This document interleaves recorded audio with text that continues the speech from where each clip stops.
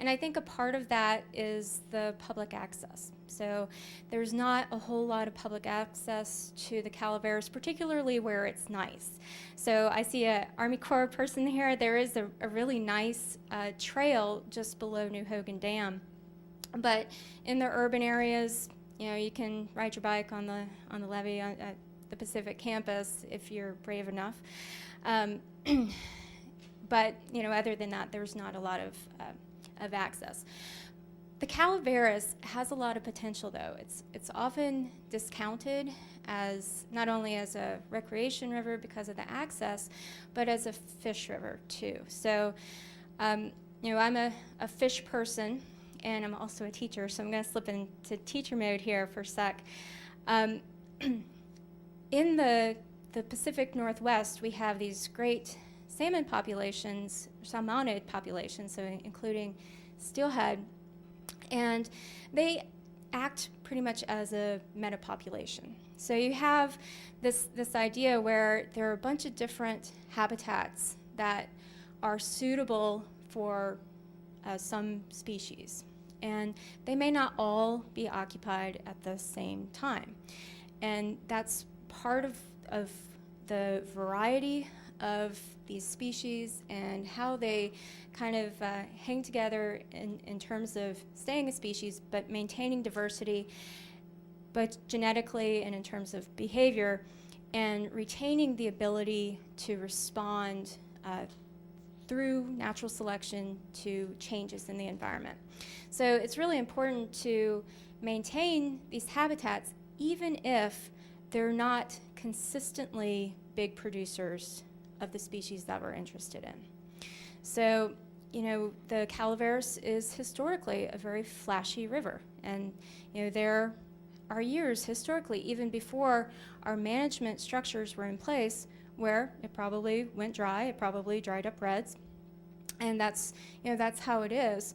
But there are some years where it is or has been important, and so I think if we can allow access, try to facilitate access to the nice parts of the river that remain, and facilitate that activity, that the Calaveras does have an important role to play, even though it may not be a consistent producer of large numbers.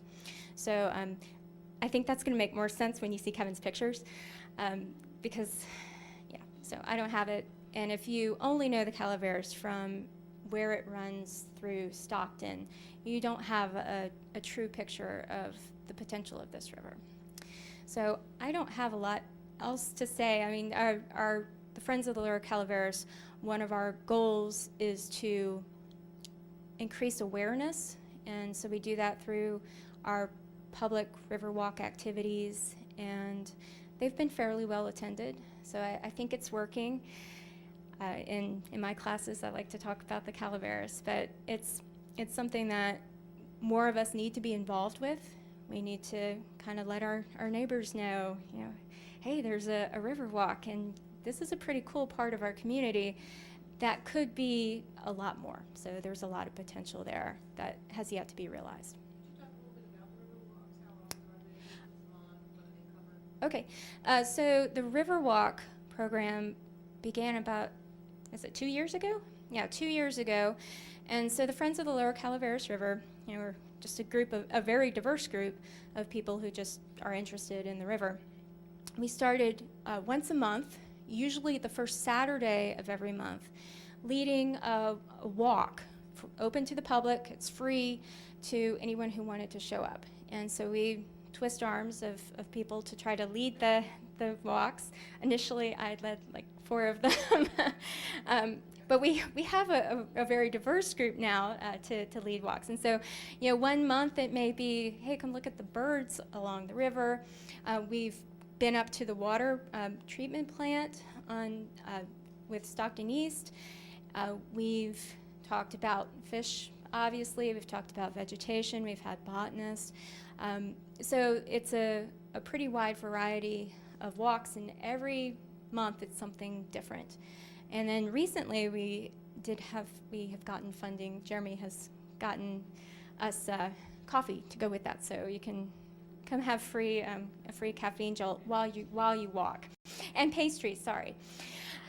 So it seems to be going pretty strong, and hopefully that's just going to grow. And that's a way to introduce your neighbors to the river. If you want to increase the awareness, and you plan on going out, drag someone with you, and you never know, you may find the next steward of this resource.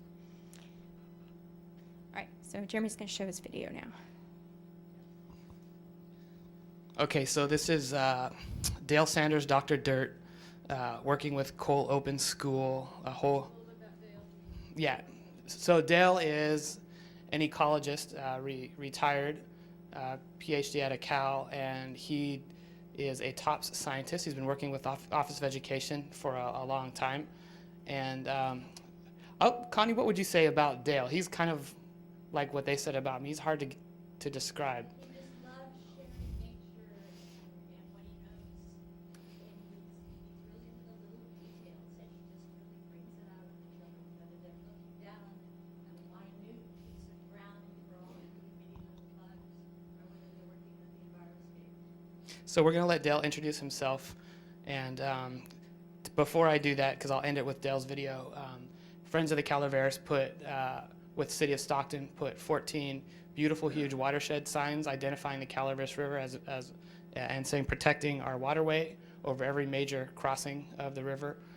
We started the Stockton Steelhead Festival, had 2,000 people there, our first festival, and University Pacific has adopted the festival now, and we're hoping to get a crowd of about 4,000 people. This year we'll be hosting a small environmental film festival as well, and we'll be talking to Kevin as well about sponsorship money from Stockton East.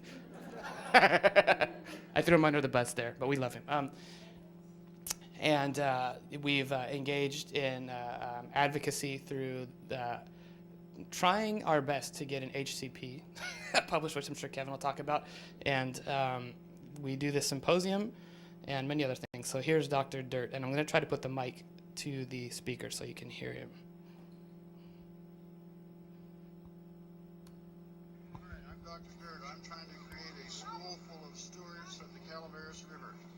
And we're going to try to teach them and learn from what they discover in the way of plants and animals that they can find this one outing here at this section of the Calaveras River to see if we can help with the vegetation restoration work that's being done on UOP side down by the footbridge. It's important that we have trained people that can do that kind of work, because the river partners need to have some good data come out of that. And so we're doing two things. We're trying to create a sense of this place and an investment of interest in it, and then we're going to try to see if we can get them to be competent scientists at the very least. Okay?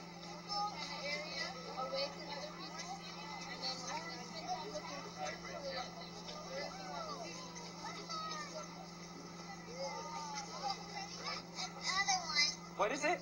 It's a butterfly. It's a butterfly? We got Wow, We got awesome. another one, and we got a big one. What do you guys draw? I hate buffering.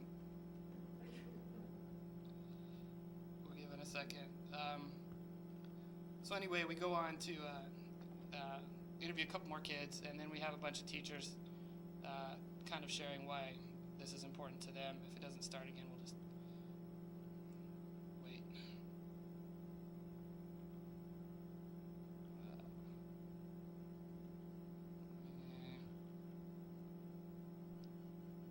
Last shot here. Well, the video's available online if you want to watch it. How's that sound? So, a lot of this, we've heard the word adaptive management thrown out, and that's really what Dale's into, and he thinks that's something that kids should be involved in particularly. And if you look at what he's doing, and maybe Mr. Bronson back here will talk about his work with the Center for Land-Based Learning a little bit, that's really what it's about, is getting their hands dirty.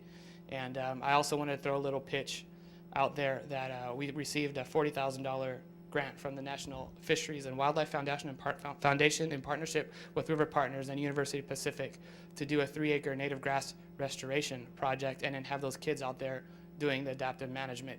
And we're also, we've submitted a second grant to hit the other side of the river now too. And maybe I can ask when, even though it's her turn to talk about the San Joaquin, Julie can hit on that for 10 seconds or so when she's up here. Because I think, try to get something done on a 200-year floodplain. It's not easy. Thank you, Jeremy and Dr. Luthey, for your presentation. And